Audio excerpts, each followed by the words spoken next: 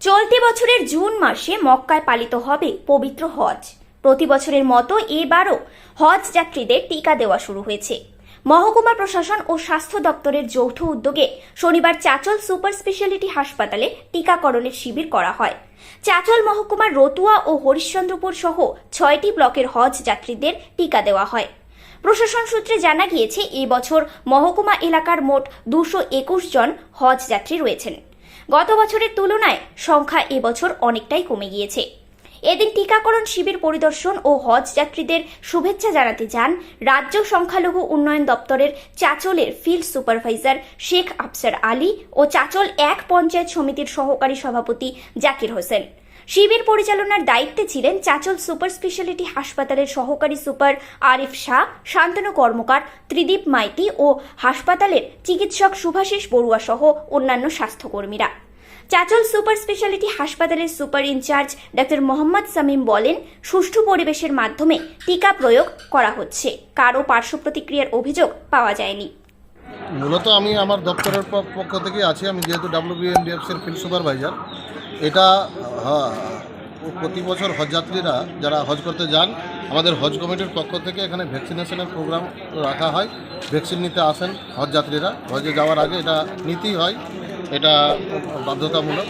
তো এখানে আজকে তারই জন্য আমরা আছি।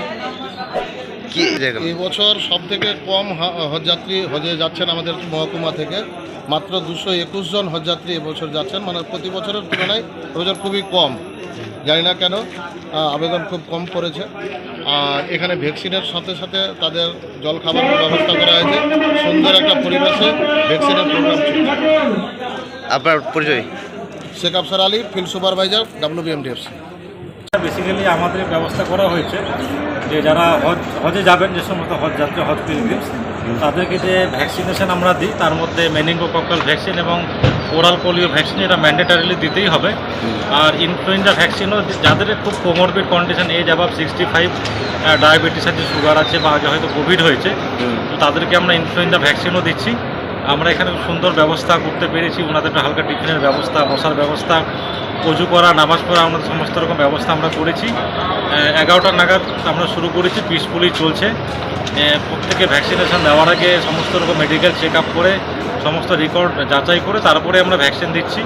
এখনও পর্যন্ত কারো ভ্যাকসিনের রিয়াকশন হওয়ার কোনো খবর পাইনি। তো আশা করছি আমরা খুব সুষ্ঠুভাবে কাজটা করছি। পুরো কাজটাই আজকে বিকেলের মধ্যে আমরা কাজটা শেষ কভার করতে পারবো। ঠিক আছে, আজকাল আমরা ধরে রেখেছি, কিন্তু আজকে যদি আমাদের কভার হয়ে যায় তাহলে দরকার হবে কালকে, হয়তো যদি লাগে তো কালকে আমরা কাউকে ডেকে দেওয়া হবে। এক্স্যাক্টলি নাম্বারটা এখন বলতে পারছি না। আচ্ছা, আমি এক্স্যাক্টলি নাম্বারটা বলতে পারছি, আমি দেখিনি। মোটামুটি যারা এসছে সবাইকে দেওয়া হবে। এক্সাক্ট ডাটা এই মুহূর্তে আমার জানা নাই যে কতজন এসছে না। ধন্যবাদ।